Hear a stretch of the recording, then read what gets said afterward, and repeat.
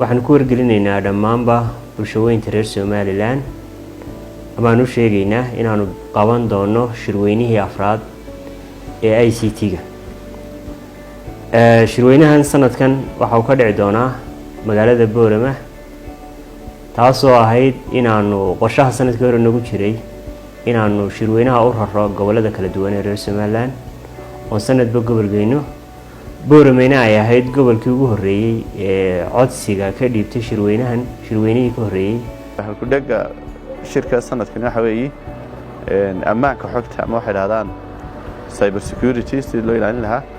waxaa fara badan baa dhacay oo ummadda adduunka imika culays ku haysta security kamid tahay, iyadoo adduunku ay hawsha aad ugu soo jeedaan. haddana waxa laga maarmaan noqotay in Somaliland ay si gaar ah uga tashato arrinka, marka ka soo qaybgal wanaagsan.